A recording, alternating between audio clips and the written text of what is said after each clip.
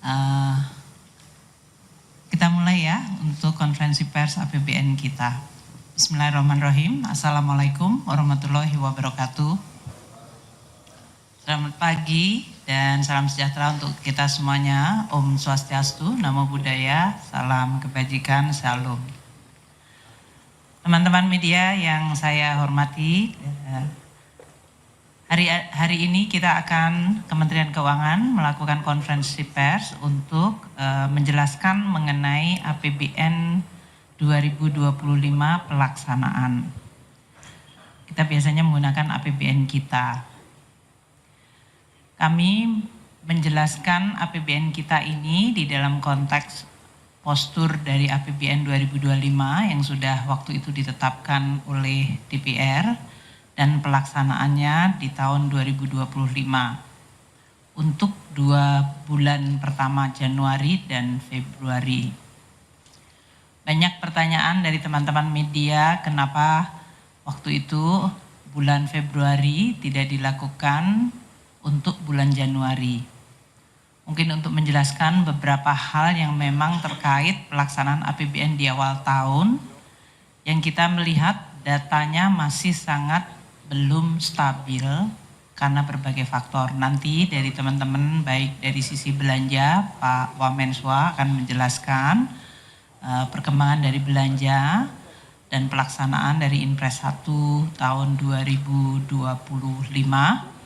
Kemudian juga dari pendapatan, nanti Pak Anggito juga bisa menjelaskan mengenai beberapa hal yang menyangkut perkembangan pendapatan negara. Dan juga dari sisi pembiayaan, Pak Tommy nanti menjelaskan mengenai berbagai hal yang terjadi di below the line.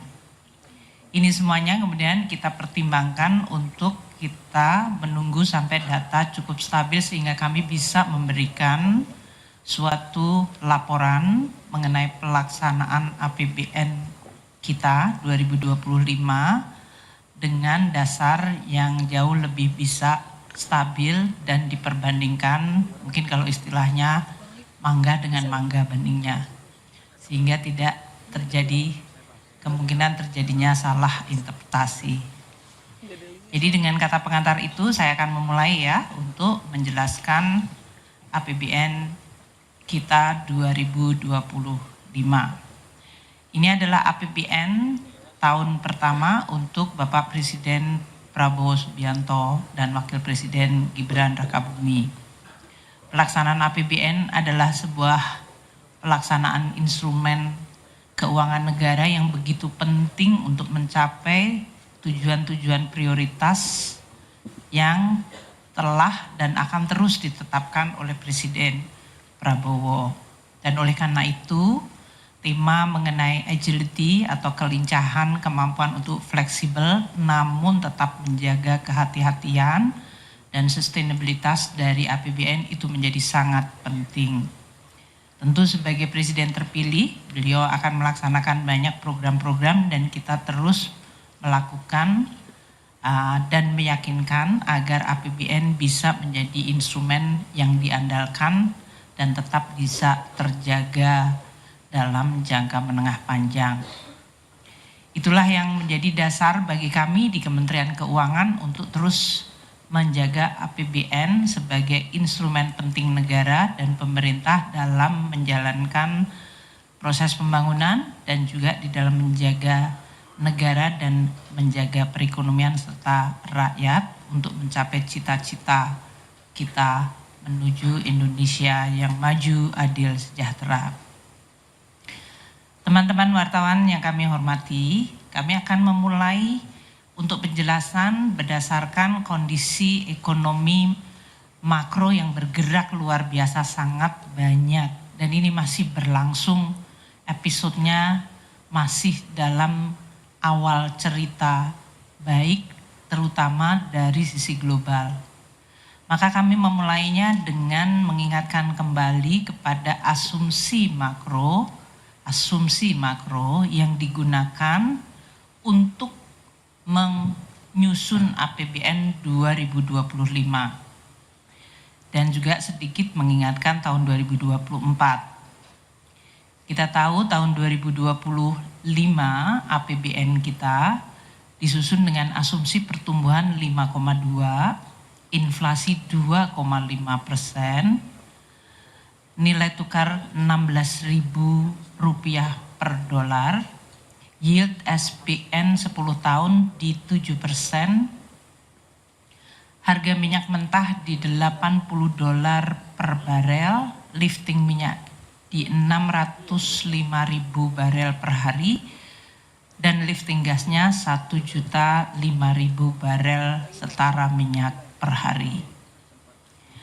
Kalau kita lihat tahun 2024 yang baru saja kita tinggalkan dan ditutup, pertumbuhan ekonomi 2024 pada akhir tahun seluruh tahun dicapai dengan pertumbuhan 5,03. Saya ingin menyampaikan bahwa ini adalah sebuah tingkat yang tidak mudah bagi semua negara untuk menjaga pertumbuhan ekonomi pada level di atas 5%, di mana kondisi perekonomian global disrupsinya sungguh luar biasa. Indonesia juga menutup tahun 2024 dengan prestasi inflasi yang hanya 1,57%. Ini juga di bawah asumsi tahun 2024 dan ini juga hasil kerja nyata dari pemerintah, terutama untuk terus menjaga harga-harga yang bisa berkontribusi terhadap inflasi, termasuk tim pengendali inflasi terutama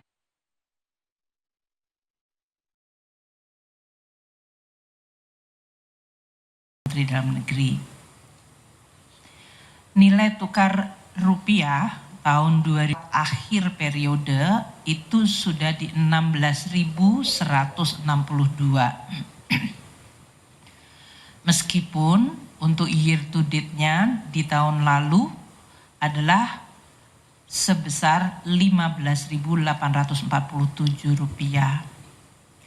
Kita melihat dari mulai Januari dan terutama semenjak Presiden Trump dilantik awal Januari hingga sekarang, begitu banyak kebijakan eksekutif order Presiden Trump yang terus-menerus menimbulkan gejolak. Sehingga gejolak ini dirasakan seluruh dunia dan ini terefleksikan pada kurs rupiah yang nanti kita akan jelaskan. Untuk sampai dengan akhir Februari kita end of period 16.340 rupiah per dolar, year to date-nya di 16.309 rupiah per dolar. Tadi untuk inflasi year on year kita sedikit mengalami deflasi 0,09 dan untuk month to month-nya juga mengalami deflasi 0,48%. Yield surat berharga negara sama seperti yang terjadi dengan disrupsi akibat berbagai kebijakan yang dikeluarkan oleh Presiden Trump 2.0 dan interaksi reaksi dari negara-negara blok besar, entah itu Kanada, Eropa, RRT, Meksiko bahkan juga telah menimbulkan suatu dinamika atau gejolak volatilitas di nilai tukar dan yield di semua negara. Indonesia alhamdulillah kalau kita lihat pada tahun 2024 kita bisa menjaga yield year to date-nya di 6,8% untuk SBN 10 tahun local currency dan end of period-nya di 7%. Kita lihat deviasi dari asumsi 6,7 di tahun 2024. Nah, tahun ini asumsi kita 7% hingga akhir Februari realisasi end of period-nya 6,88% dan year to date-nya di 6,98. Ini adalah bulan-bulan Januari Februari yang tidak mudah dan tidak biasa. Seperti tadi saya sampaikan, shock yang terjadi secara berturut-turut dari executive order yang muncul dari Presiden Trump dan kemudian memunculkan retaliasi atau respons. Sedangkan harga minyak kita lihat dengan adanya disrupsi yang begitu besar di level global dan kecenderungan melemahnya ekonomi negara maju, harga minyak juga mengalami perlemahan. Akhir tahun 2024 di 71,6 dolar per barel, year to date-nya di tahun lalu mencapai 78,1. Nah, untuk 2025 ini end of period-nya harga minyak di 74,3, year to date 75,6 dolar per barel.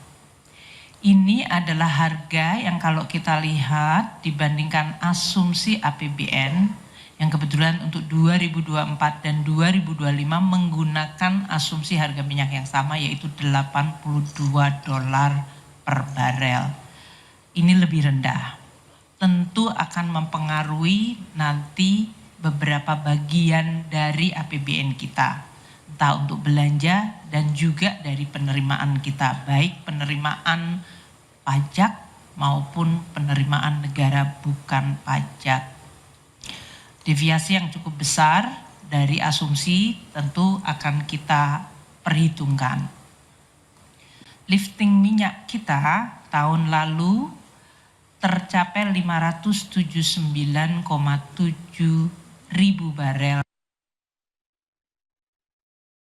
hari, lebih yang 635 ribu barel per hari.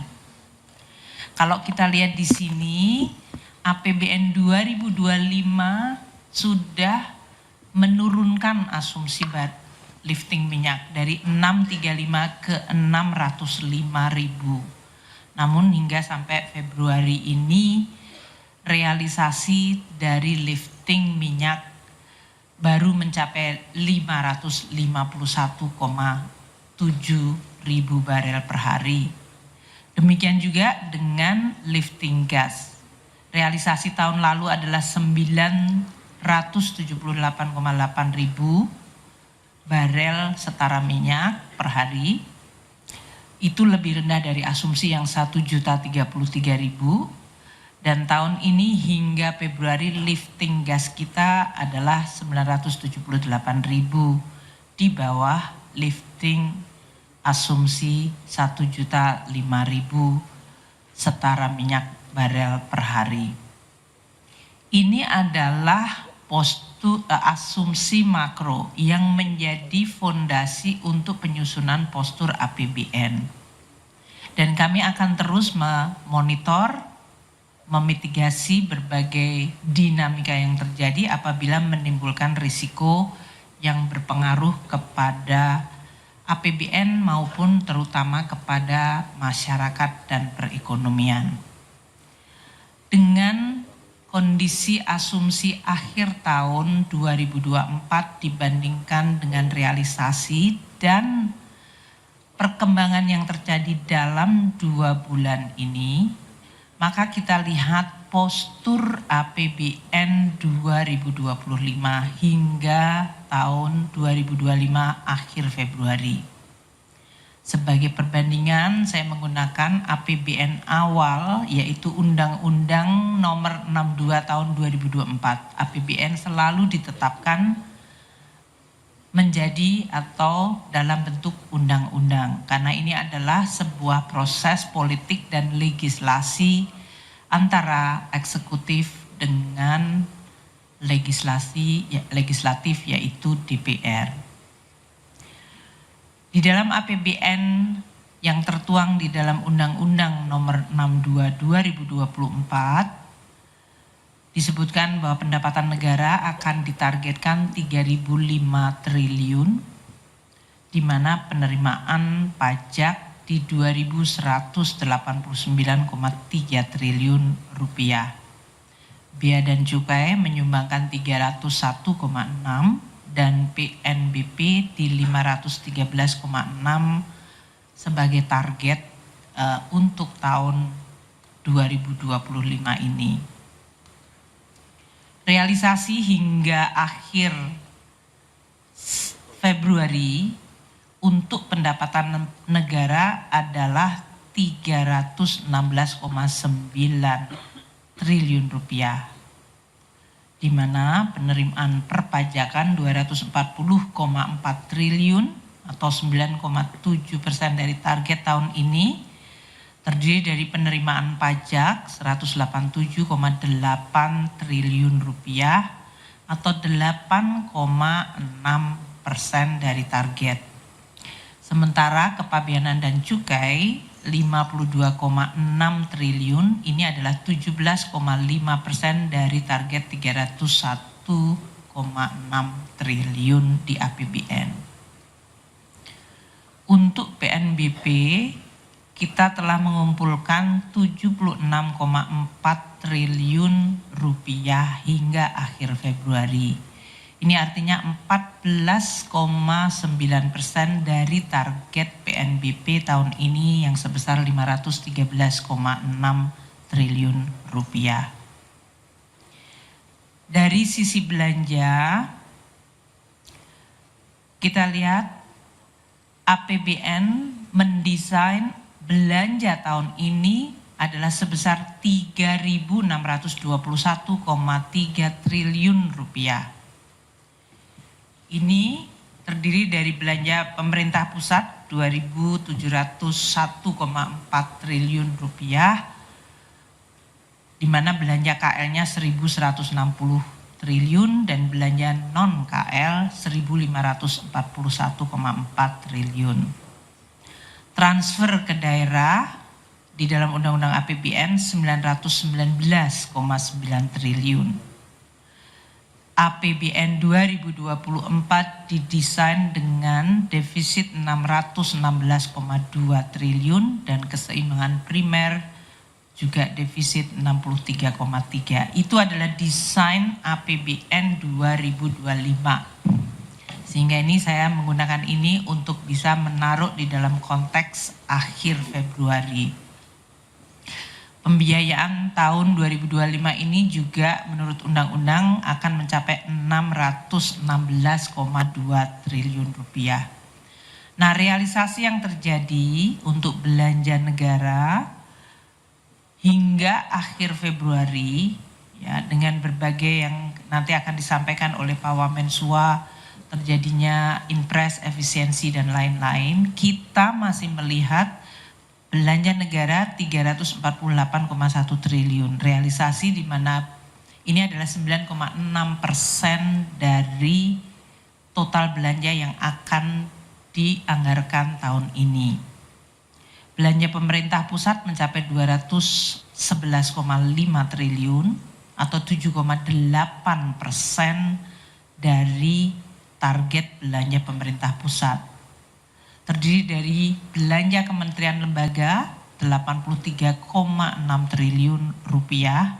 Ini juga sekitar 7,2% dari total belanja tahun ini untuk kementerian lembaga, dan belanja non-KL mencapai 127,9 triliun atau 8,3% dari total belanja non-KL.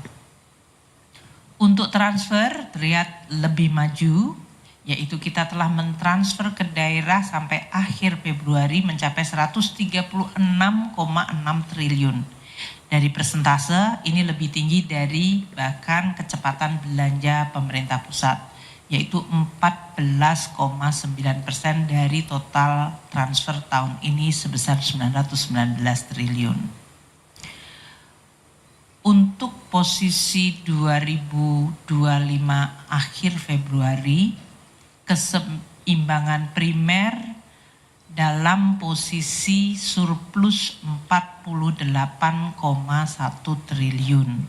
Di dalam APBN undang-undang nantinya kalau itu terlaksana semua adalah 63,3 defisit, jadi masih positif. Sedangkan dari total keseimbangan terjadi defisit 31,2 triliun rupiah. untuk posisi akhir Februari atau ini sebesar 0,13 dari PDB. Saya ingatkan kembali kolom sebelahnya APBN didesain dengan defisit 616,2 triliun. Jadi ini defisit 0,13% tentu masih di dalam target desain APBN sebesar 2,53% dari PDB, yaitu 616,2 triliun rupiah. Sampai dengan akhir Februari, pembiayaan anggaran tercapai 220,1 triliun rupiah. Ini artinya 2 bulan pertama kita telah merealisir pembiayaan cukup besar, 35,7%. Implisit ini berarti ada perencanaan dari pembiayaan yang cukup front loading, artinya issuance-nya di awal cukup besar. Nanti Pak Tommy menjelaskan. Saya akan memulai dengan kondisi ekonomi sebelum nanti akan diteruskan oleh para wamen untuk pendapatan belanja dan pembiayaan.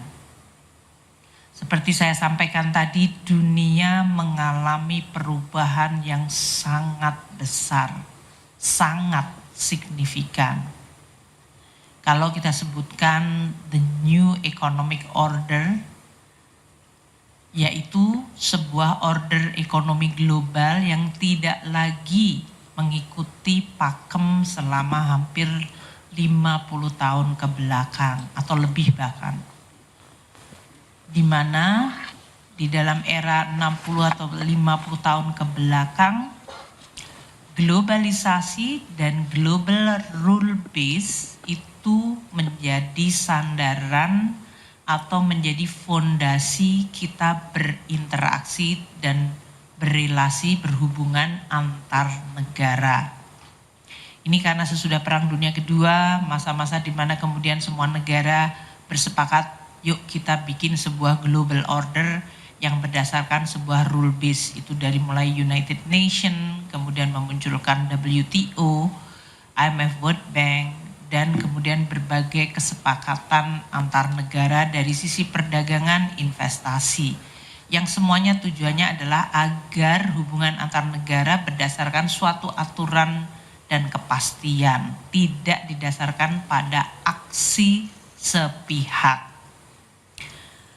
Oleh karena itu muncullah kemudian lembaga-lembaga multilateral yang tujuannya untuk mempromot atau menjaga, mempromosikan dan menjaga hubungan antar negara yang berdasarkan rule atau aturan yang disepakati.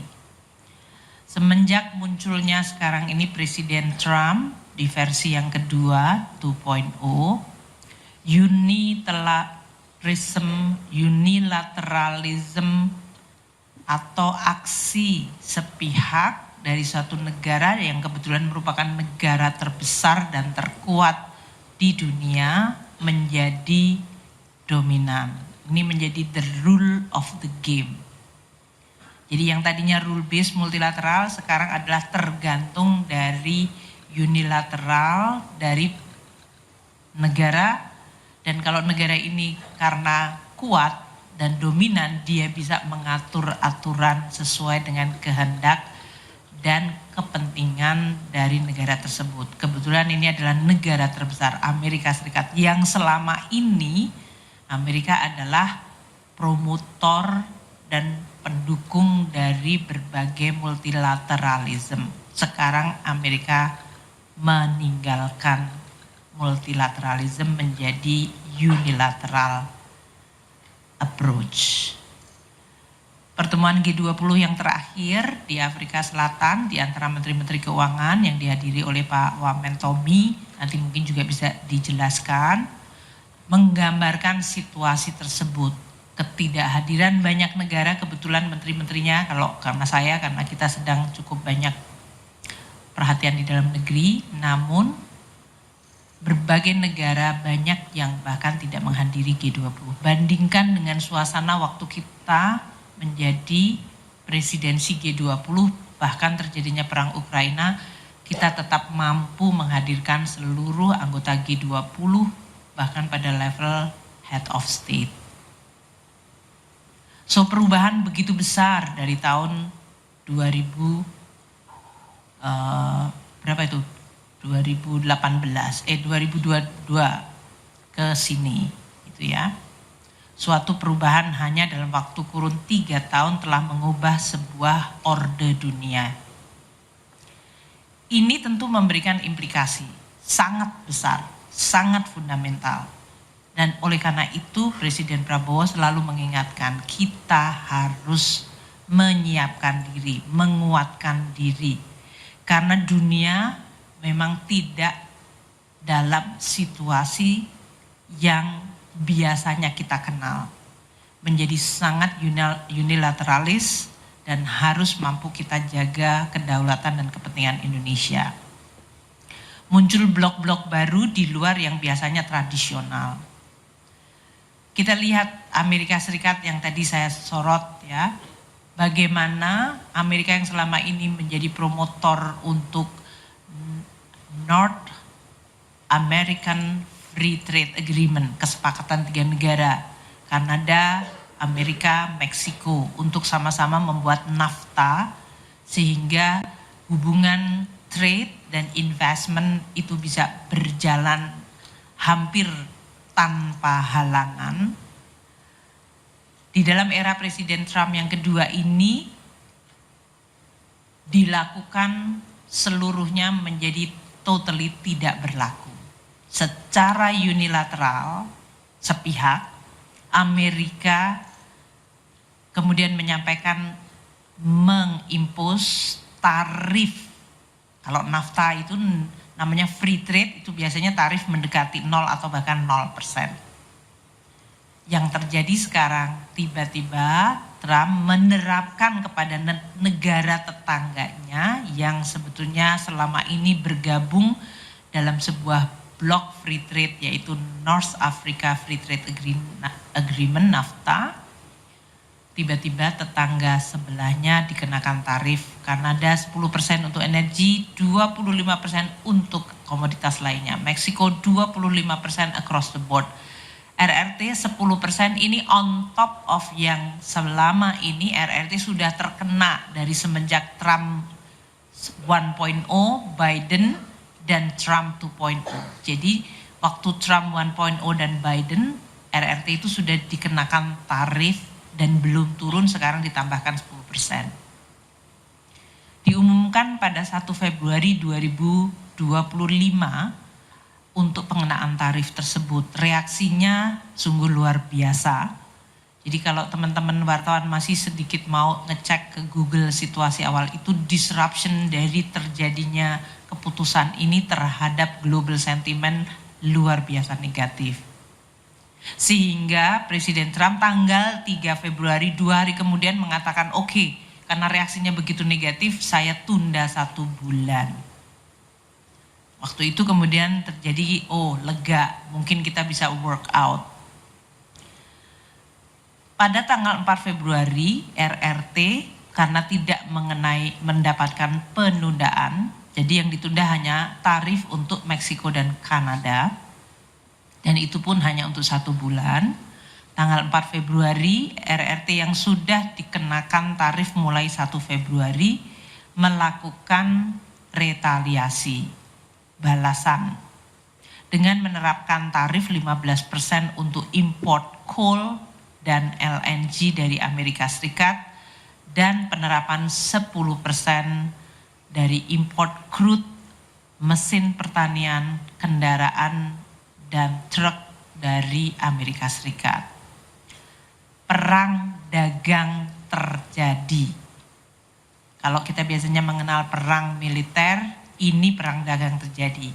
Satu negara secara unilateral melakukan tarif untuk men-charge lebih tinggi, negara lain melakukan retaliasi. Jadi medan perangnya ada di perekonomian. Kemudian ini belum selesai, tanggal 10 Februari Presiden Trump menerapkan tarif lagi untuk spesifik besi, baja, dan aluminium tarifnya 25%.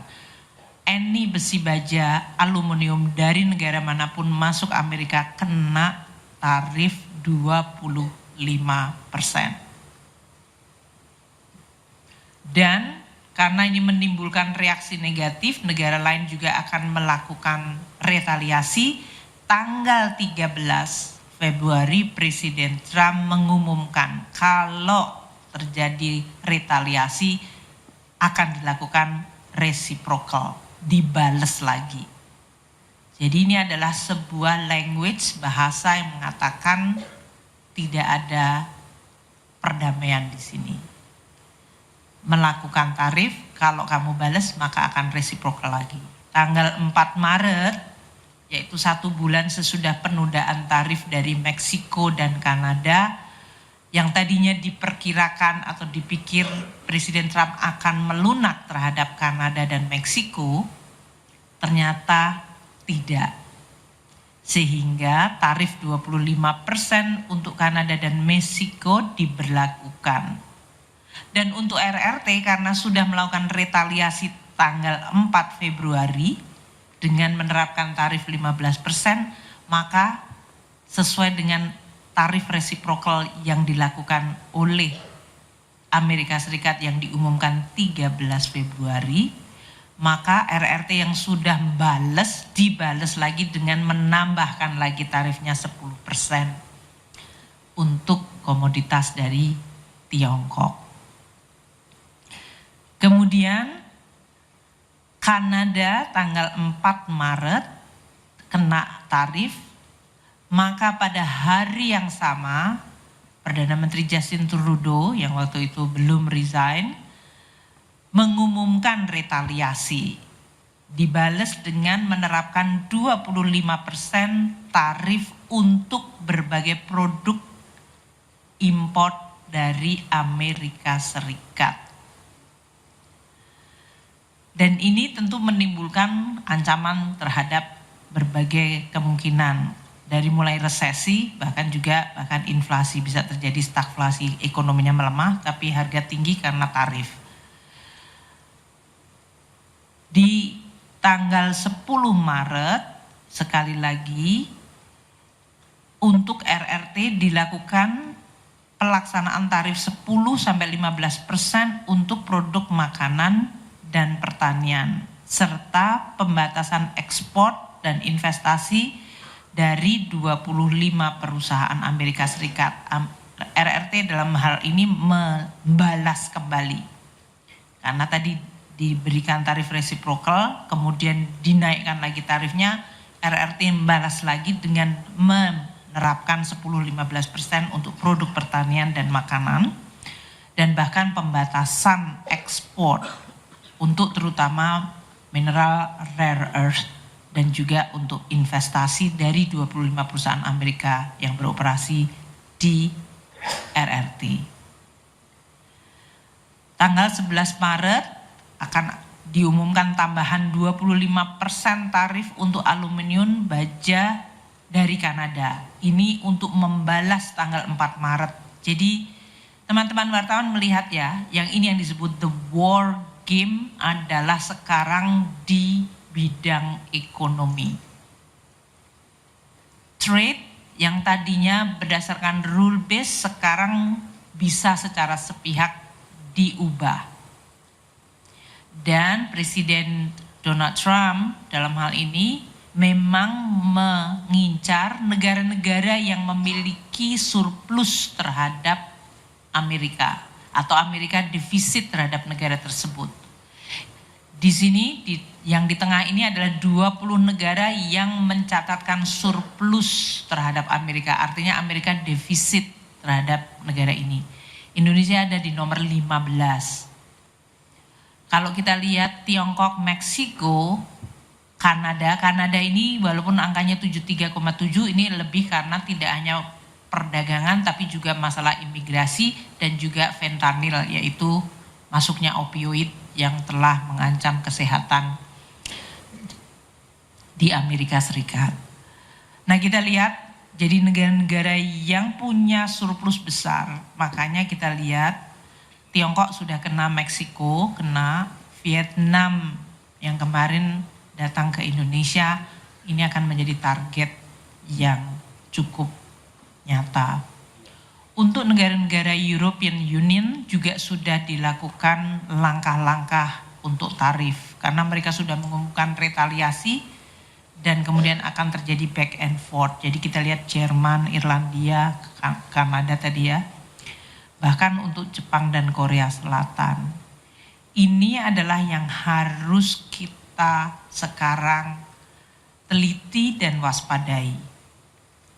Kalau diberlakukan kebijakan tarif kepada semua negara surplus, Indonesia ada di dalam ranking 15. Dan ini akan berpotensi menciptakan tadi biaya dari supply chain sektor manufaktur dan terutama untuk sektor digital yang akan meningkat.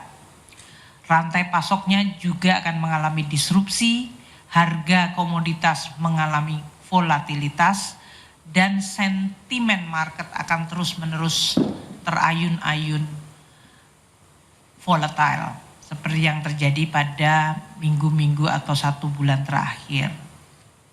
Ini menimbulkan semua negara yang sekarang berpikir peta dunia dari sisi ekonomi seperti apa. Keputusan mengenai investasi, relokasi, dan juga rekonfigurasi dari rantai pasok. Karena ternyata selama ini yang dianggap aman, bahkan kalau kita mengatakan friendshoring, itu sekarang tidak ada friend lagi. Gimana kurang friendnya Amerika dan Kanada itu? Jadi tadinya disebutkan, oh kalau kamu berteman kita aman. Ternyata definisi friends tidak ada lagi di dalam konteks hari ini.